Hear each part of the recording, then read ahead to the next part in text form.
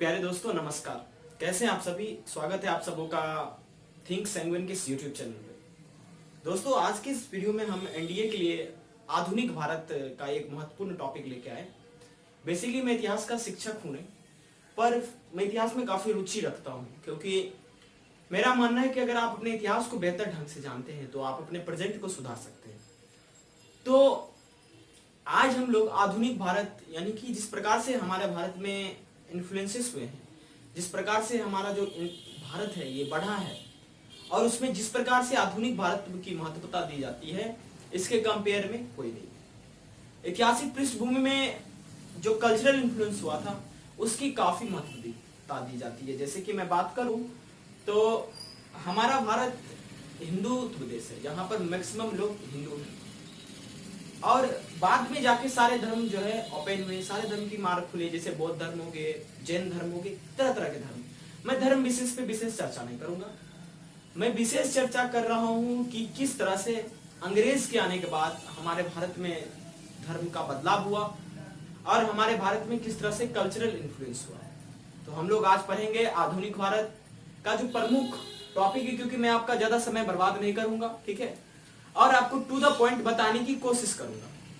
हमारे आधुनिक भारत में रिलीजियस एंड कल्चरल इन्फ्लुएंस किस प्रकार से होता है, धर्म हमारा जो है वो किस प्रकार से उसमें बदलाव होता है, कल्चर से लोग कैसे अवगत होते हैं, उसकी विशेष चर्चा हम करेंगे।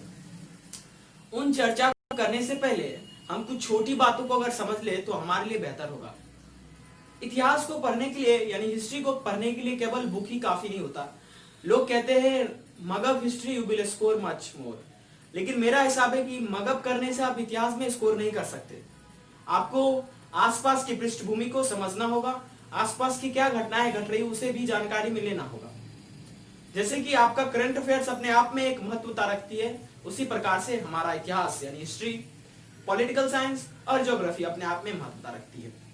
आपको इसके आसपास की चीजों को बिल्कुल ढंग से समझना होगा। तो सबसे पहले मैं आपको छोटी छोटी बातें बता देता हूं। जब अंग्रेज हमारे भारत में राज करना है, जब उनका इन्फ्लुएंस पूरा हो गया, जब वो पूरे भारत को डोमिनेट करने लगे, तो बहुत ऐसे गवर्नर जनरल हुए जो कि भारत में आप यूं एग्जांपल में ले सकते हैं, जैसे कि सती प्रथा हुआ, उनमें हस्तक्षेप करना शुरू किया, उनमें अपना टांग अड़ाना शुरू किया। उन्हें लगा कि नहीं ये चीज सही नहीं है, बहुत को ऐसा लगा। बहुत ऐसे भी आए गवर्नर जनरल जिन्होंने हमारे भारतीय नारियों को सम्मान नहीं किया, उनके साथ अच्छा अत्याचार किया, हमारे भारतीय बच्चों को, हमारे जितने भी बच्चे हैं, हमारे छोटे छोटे बच्चों समय में जो भी थे उनके साथ अत्याचार किया। तो इन सभी चीजों को अंग्रेज ने किया, और इसके साथ साथ कई चीज जो है वो उन्होंने किया। केवल सिर्फ अंग्रेज नहीं हम पर रूल कर रहे थे, बल्कि हमारे समाज के जो सबसे ऊपर वर्ग के थे, यानी कि जिस प्रकार से हमारा बात करें प्राचीन भारत की, उसमें ब्राह्मण, क्षत्रिय, वैश्य और शूद्र। ब्राह्मण और क्षत्रिय, ब्राह्मण को सबसे उच्च दर्जा दिया जाता था, और ब्राह्मण को इस उच्च दर्जा इसलिए दिया जाता था क्योंकि उनका प्रमुख कार्य यह था कि बच्चों को, लोगों को शिक्षित करना। बट वो शिक्षा की बातें कुछ जन तक ही सीमित थी, कुछ लोगों तक ही सीमित थी। यानी अगर कोई दास के बच्चे हैं तो वो ब्राह्मण से शिक्षा नहीं ले सकते, उन्हें अछूता माना जाता है। लेकिन हमारे संविधान निर्माताओं को मैं बहुत धन्यवाद देना चाहता हूं कि उन्होंने इस प्रकार का संविधान का निर्माण किया जिसमें सभी लोग बराबर है। हमारा आर्टिकल 15 ये कहता है कि हमारे भारत के सभी नागरिक जो है इक्वल है, ठीक है, इक्वलिटी बिफोर लॉ। आर्टिकल 15 से 31 तक जो हमारा फंडामेंटल राइट है वो हम लोग पॉलिटी में पढ़ेंगे। आपका समय मैं ज्यादा नहीं बर्बाद करूंगा। अब हम अपने टू द पॉइंट पे आते हैं। ऑर्थोडॉक्स फैमिली, हमारे आधुनिक भारत में जब ये इन्फ्लुएंसेस चल रही थी, रिलीजियस और कल्चरल इन्फ्लुएंस, तो उस समय जो थी ऑर्थोडॉक्स फैमिली थी। एक ऐसा परिवार होता था जो कि मूर्ति पूजा, भगवान के पूजा में आइडल्स को पूजना, मूर्ति को पूजना, उसमें विश्वास रखते थे। और इवन उनको इन चीजों में विश्वास रहता था कि इंटरकास्ट मैरिज नहीं होना चाहिए। जैसे कि मान लीजिए कि अगर आपका कुछ कास्ट है, ठीक है, मेरा कुछ कास्ट है, अगर हमने शादी करने की कोशिश की आपके कास्ट में, तो उस समय ऐसा नहीं होता था। अगर आप ब्राह्मण हैं तो आप ब्राह्मण के कास्ट में शादी कर सकते हैं, आप जो कास्ट है आप उसमें कर सकते थे। आज हम चर्चा करेंगे, मैंने आपको बता दिया ऑर्थोडॉक्स फैमिली किसको कहते हैं, मैं इस पे चर्चा करूंगा ऑर्थोडॉक्स फैमिली के बारे में, ठीक है। मैंने यहाँ पर नोट्स बना के रखा है ताकि आपको इस चीजों को पढ़ने में कठिनाइयां ना झेलना पड़े, अच्छे से आप कर पाए, ठीक है। तो हम चर्चा करते हैं हमारे समाज सुधारक, हमारे महान व्यक्ति जिन्होंने हमारे भारत में, आधुनिक भारत में महत्वपूर्ण रोल प्ले किया था, उनका नाम है राजा राम मोहन राय। ठीक है, ज्यादातर जो कल्चरल इन्फ्लुएंस हुआ है वो बंगाल के प्रोविंस से ही शुरू हुआ है। तो राजा राम मोहन राय, देखिए इतिहास में सबसे पहले पर्सनालिटी एक अपना रोल प्ले करता है, पर्सनालिटी के बारे में आपसे पूछा जा सकता है। ठीक है, तो राजा राम मोहन राय का जन्म दोस्तों बंगाल में होता है। ठीक है, 1772 में होता है। धीरे धीरे शिक्षा प्राप्त करने के बाद धीरे धीरे बड़े होते हैं, शिक्षा प्राप्त करते हैं। मैं शॉर्ट में आपको बता रहा हूं। ठीक है, शिक्षा प्राप्त करने के बाद उन्हें कई सब्जेक्टों के, कई विषयों का ज्ञान होता है। उनमें से प्रमुख विषय था हेब्रो, फ्रेंच और ग्रीक। इसका मतलब कहीं ना कहीं वो सिर्फ भारतीय लैंग्वेज को नहीं सीखे बल्कि विदेशी लैंग्वेजों को भी उन्होंने सीखा, क्योंकि उन्हें यह पता करना था कि हमारे भारत को छोड़कर दूसरे देशों में क्या गुजर रहा है, क्या हो रहा है। ठीक है, आगे हम लोग बढ़ते हैं दोस्तों।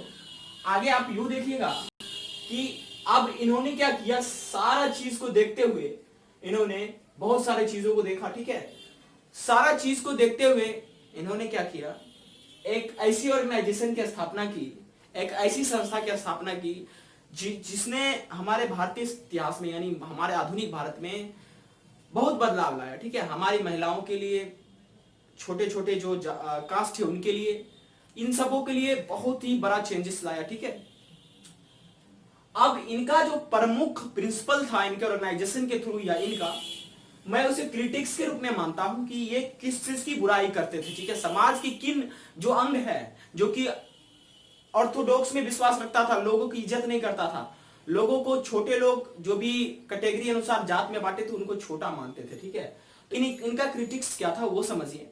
इन्होंने क्या कंडेम किया, कंडेम का मतलब होता है निंदा करना, यानी कि उसके खिलाफ जाना। ठीक है, तो राजा राम मोहन राय ने आइडल वर्शिप को कंडक्ट किया, यानी मूर्ति पूजा जो हम लोग करते हैं, यानी कि जो हम लोग मूर्ति पूजा करते हैं, जैसे कि कोई भगवान की पूजा करना, कोई भगवान की पूजा, ये आप पर निर्भर करता है। ठीक है, तो आइडल वर्शिप का उन्होंने क्या किया, कंडेम करवाया, उन्होंने उसका निंदा किया, उस पर उन्होंने रोक लगाने की कोशिश की।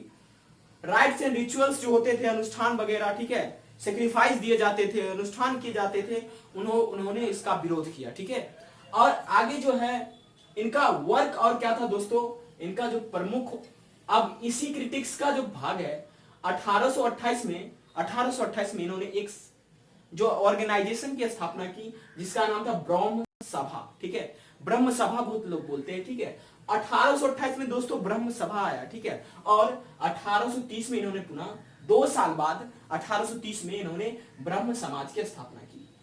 और ऐसा माना जाता है कि पुख्ता जो है, यानी कि पुख्ता यानी जो ऑर्गेनाइजेशन है, यानी ठोस ऑर्गेनाइजेशन, इसे इंडिया का फर्स्ट ऑर्गेनाइजेशन भी कहा जा सकता है, ब्रह्म समाज का। ठीक है, तो यहां से अब एक पॉइंट निकल के आती है दोस्तों कि ब्रह्म समाज की स्थापना किसने की थी, तो आप इसका आंसर दे सकते हैं राजा राम मोहन राय। ठीक है, अब इतना सब करने के बाद इनका नाम, इन्फ्लुएंस इतना बढ़ गया था कि उस समय जो हमारे भारत में राज कर रहे थे उनका नाम था अकबर द्वितीय, अकबर सेकंड। ठीक है, उन्होंने इन्हें मुगल के द्वारा, यानी आप सीधा सीधा समझो, मुगल के द्वारा इन्हें राजा का टाइटल दिया गया, जो आप देख रहे हो, राजा राम मोहन राय।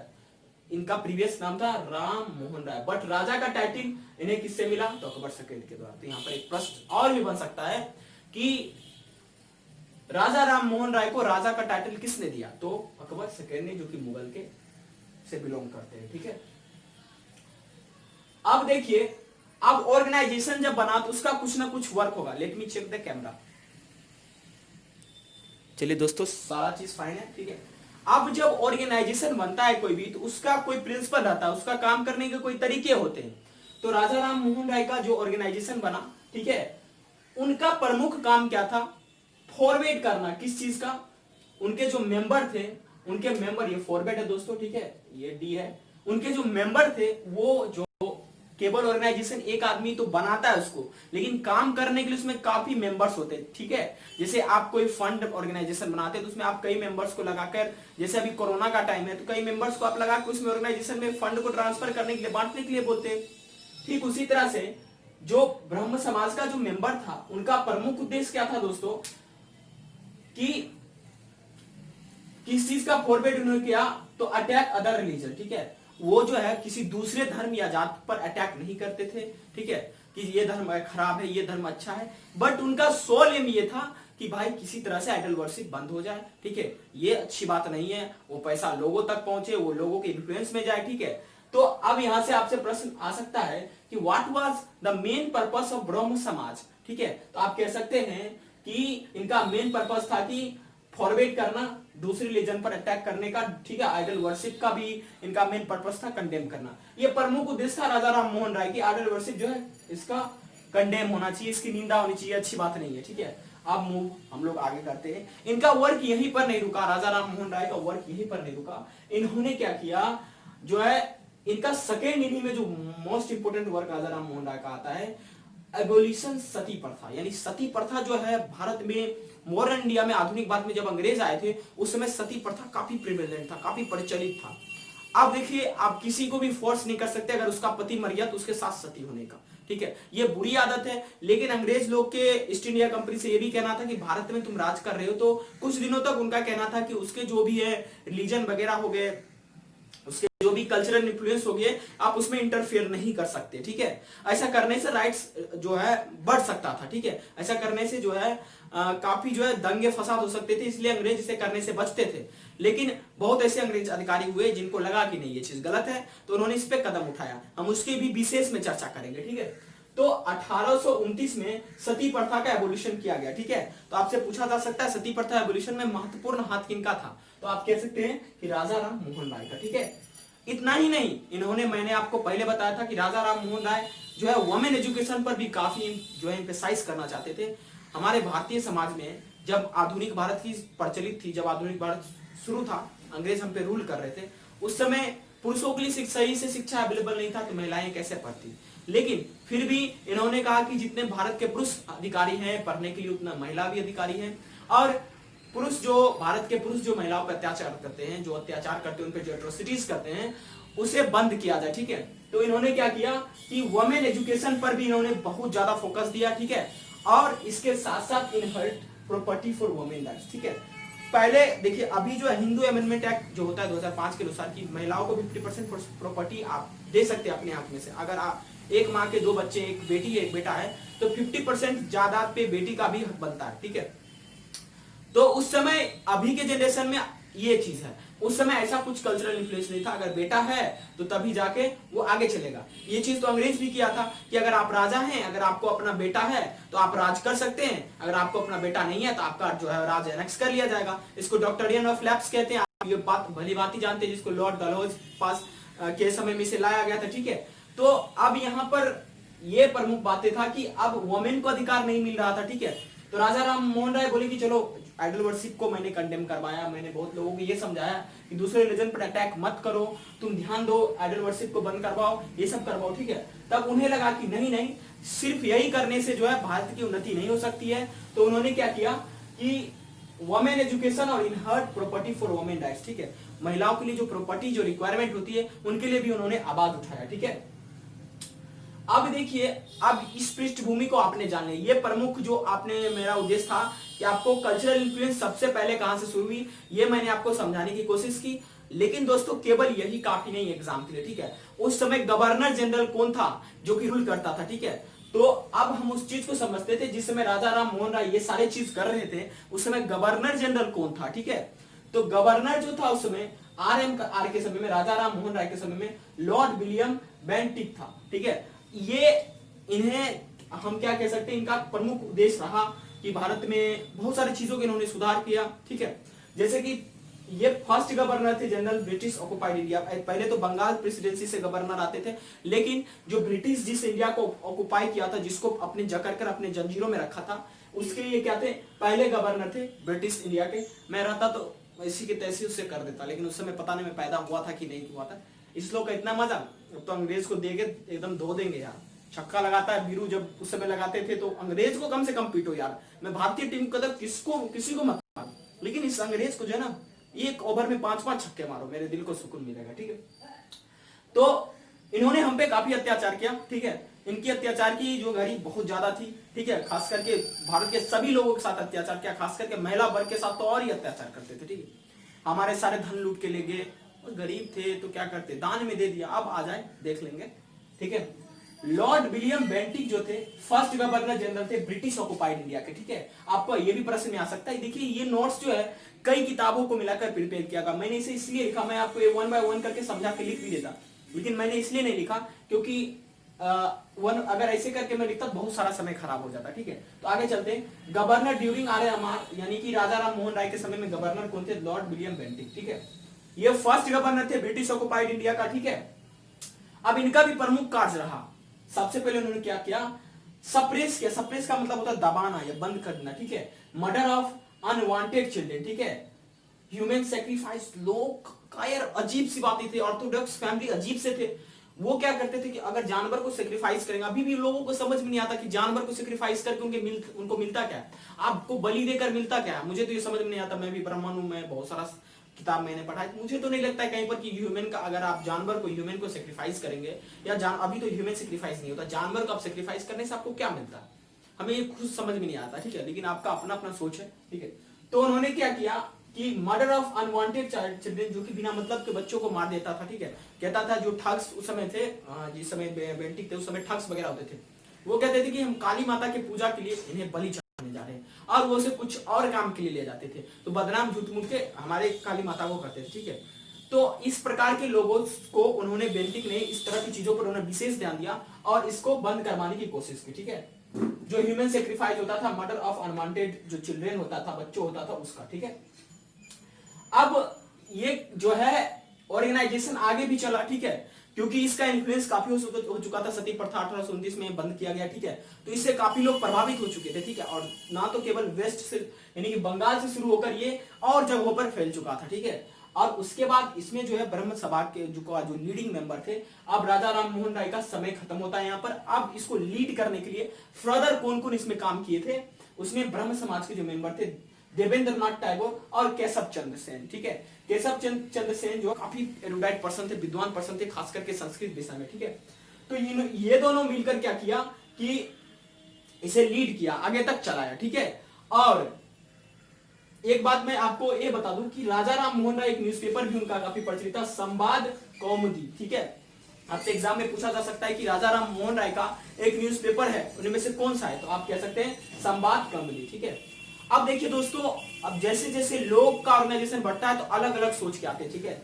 जैसे भीमराव अंबेडकर साहब जो हमारा भारतीय संविधान बना दिए, तो जैसे जैसे सरकारें आती है तो अमेंडमेंट उसमें करती है, ठीक है। जैसे कि फंडामेंटल राइट में था हमारा की प्रॉपर्टी राइट, ठीक है, तो उसे हटा के डायरेक्टर प्रिंसिपल पे स्टेट पॉलिसी में से डाल दिया, क्योंकि इसमें सरकार वर्क कर सकती है। क्योंकि अगर किसी पब्लिक ट्रांसपोर्ट के लिए अगर हमें जमीन की जरूरत है तो वो फंडामेंटल राइट में और किसी व्यक्ति से हम छीन नहीं सकते थे, तो इसे क्या सरकार हटा दिया, ठीक है। उसी तरह से हर एक ऑर्गेनाइजेशन में कहीं ना कहीं समय बीतते बीतते उसमें अमेंडमेंट की जरूरत होती है, उसी प्रिंसिपल पे वो चीज काम नहीं कर सकती, ठीक है। तो 1866 में क्या हुआ कि अब मत में थोड़ा भिन्न हो गया, ठीक है, रिफ्ट पैदा हो गया 1866 में। केशव चंद्र सेन साहब का कहना था कि फ्रीडम होना चाहिए कास्ट बाउंड्री से, ठीक है। और इससे पहले जो था इस ऑर्गेनाइजेशन का मेन जो एम था कि भैया जी ये जो है दूसरे धर्म पर अटैक नहीं करना है, ब्रह्म समाज का। लेकिन ये जो क्या बोल रहे हैं केशव चंद्र साहब, नहीं नहीं ये नहीं चलेगा। 1866 में उन्होंने कहा रिफ्ट हुआ, इनका जो ऑर्गेनाइजेशन से इन्होंने अपने आप को हटाया और उन्होंने बोला कि देखिए फ्रीडम होना चाहिए कास्ट बाउंड्री से, ठीक है, कि कास्ट में जा कर कोई काम ना करे, अगर ये जात का है तो यही कर सकता है, इससे ऊंचा कुछ कर नहीं सकता, तो ये सारा चीज हटना चाहिए, ठीक है। तो उन्होंने किस पे वर्क किया? केशव चंद्र सेन का प्रमुख वर्क, तो उन्होंने प्रोक्लेम कर दिया कि भैया जी ये फ्रीडम होना चाहिए कास्ट बाउंड्री से, कास्ट बाउंड्रीज वाली बातें नहीं होना चाहिए, इससे हटनी चाहिए, ठीक है। और इंटरकास्ट मैरिज भी होना चाहिए, विडो री मैरिज भी होना चाहिए, ठीक है। उनका कहना था कि जो विडो हो जाती है कम उम्र में ही, एक तो भारत में सबसे पहले उस समय में कम उम्र में शादी कर दिया जाता था, ठीक है, तो अगर उस समय वो विडो हो जाए तो उसका पूरा लाइफ पड़ा हुआ रहता था, ठीक है। अंग्रेज लोग का तो आप चाल चलन जानते ही हैं, अगर आप किताब अच्छे से पढ़े होंगे या कोई मूवी देखे होंगे, उनके जैसा बेकार कोई नहीं था, अभी भी मैं कहता हूं, ठीक है। तो ये काफी उनका प्रमुख उद्देश्य था कि अगर कोई महिला विधवा हो जाती है तो उसका जो होना चाहिए विडो रीमैरिज होना चाहिए, उसको फिर से शादी कर देना चाहिए, ठीक है।